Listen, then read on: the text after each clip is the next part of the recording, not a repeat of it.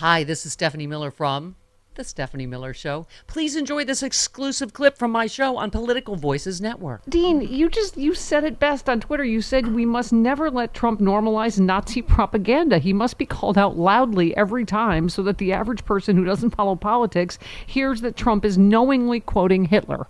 I mean, exactly, out of Mein Kampf. Again. He did it again. And you know what's interesting?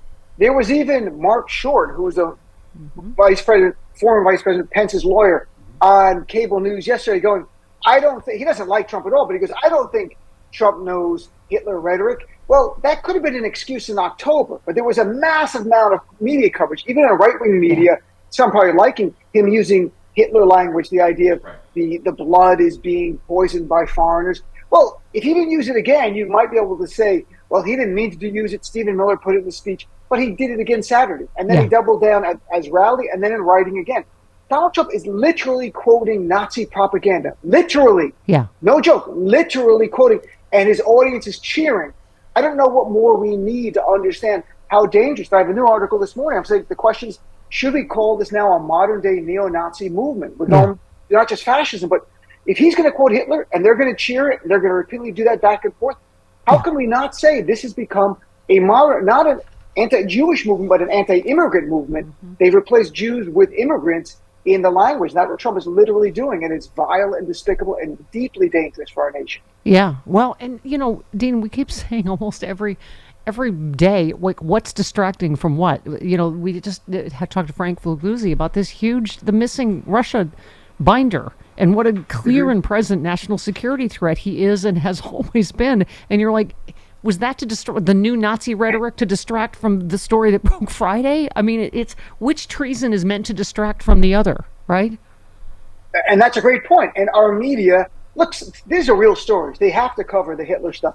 They can't let it get normalized. We see how Trump, and remember Tucker Carlson, how they would normalize things that should never be normalized. They say it first, backlash. Say it again, less backlash. Third time, less. By fourth time, other Republicans are quoting it.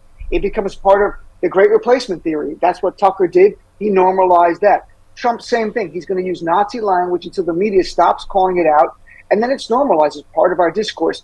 So the binders, they're separate issues. I think for us, we have to call them out separately, but they're both real, very real issues. The media has to cover it. Yeah. And, you know, my concern, you know, President Biden put a great statement out in response to the Hitler comments on Saturday, and the idea Trump was there praising in great detail Viktor Orban from Hungary, who was really a wannabe dictator. Quoting Putin as a character witness. Putin, yeah. Right. I think, though, President Biden, they have to do more than statements. They have to come out really hard on this. Yeah. President Biden has to come out. They have to not wait for him to get the nomination. I think they're sort of waiting for that to happen and then make him the sole target and loudly target. I think that they start calling about now because it looks too political later. This is I've never seen a movement like this on U.S. soil in this number. Yeah. Like, we've had American Nazis before, literally American Nazis, but it was small numbers. This is a major political party that is part and parcel of a fascist movement that arguably I think we're getting to a more of a modern day neo-Nazi movement, not the real neo-Nazi movement, but a modern day one, very similar. And, you know, Dean, I don't know where you are on the whole, you know, Twitter threads thing. I'm on both. I'm not ceding any part of the, you know, the public square before an election. But it was interesting. Seth Abramson said on Threads, he said, just blocked a neo-Nazi from my feed. Be aware that the platform this was even a month ago isn't the platform it is now. I don't blame that on Meta. I blame it on the fact that the 2024 race is well underway and foreign actors have arrived here seeking to sow chaos, as well as plenty of American extremists hoping for the same thing. So, you know, again, like I always say, just pick which, you know, hold please, which billionaire's platform, you know, because I always say, you know, Mark Zuckerberg took rubles from Russia, you know, but I'm sure, you know, maybe that's in the, you know, missing binder too, to help get Donald Trump installed in 2016. So I think you're right. There is and I think you're right to call it. I was reading your piece. You said, call MAGA a neo-Nazi movement. I'm not being hyperbolic. And you're really not. I mean, he's quoting Hitler and they're cheering it. If they rejected it, it would not be fair to say MAGA is a fascist movement or a neo-Nazi movement. That would be unfair. When he says this stuff over and over, they're not upset. They cheer it. And then you have Lindsey Graham saying words don't matter. Just about Lindsey Graham saying words don't matter. Yeah. Words matter in politics. And with Donald Trump, they matter even more because his words have incited violence. And at that very rally on Saturday, it didn't get a lot of media coverage, but he again called the January 6th terrorists. He called them hostages. Yeah. And they had a whole choreographed thing where music began to play underneath when he started talking about the January 6th hostages. They were just protesting.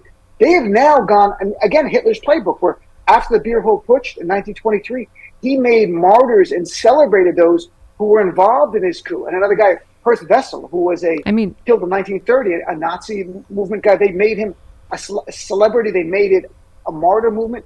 Trump is copying that, and it's not original. I mean, it's let's not even talk. I've mentioned several times today already, Dean, about how you think there's no new level of despicable, but while American hostages are actually still being held hostage by Hamas, he calls the January 6th terrorist, hostages. It's just he's despicable. Look, Donald Trump is the greatest threat that we faced on land, and nothing holds him back.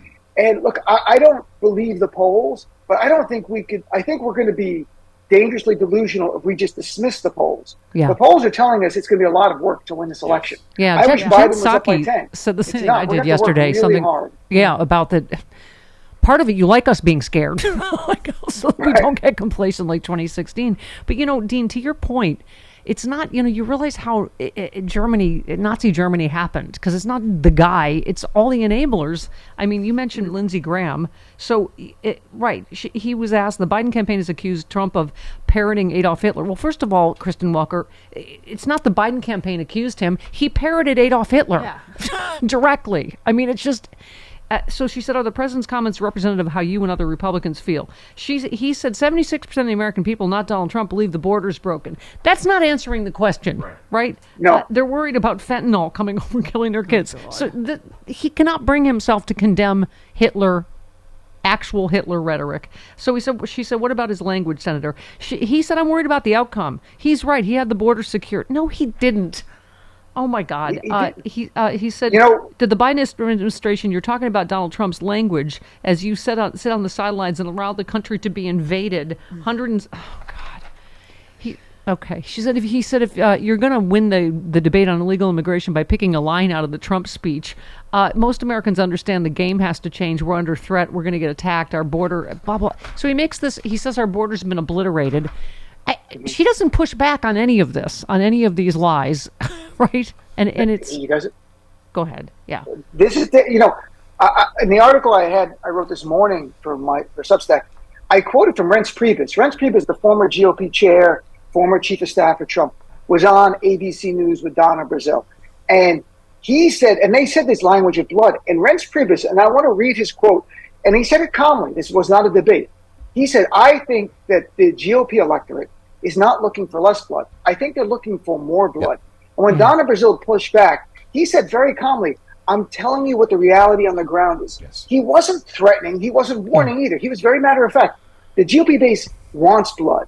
They want literally blood, perhaps. Some of them have made threats to all of us. Some of them, the idea of blood is revenge against those who have called out Donald Trump, against the media, against people with a college degree, whatever it is that they view as the enemy. They want revenge. They want blood. Reince Priebus is telling you that's what's going on the ground. And Donald Trump is literally using the words, poisoning the blood of our nation. Yeah. This, I don't know what more to wake people up who aren't paying attention. I think that for all of our listeners, it's that. All of us know it. Everyone gets it. It's talking to your friends over the holidays that don't follow politics now because it doesn't matter.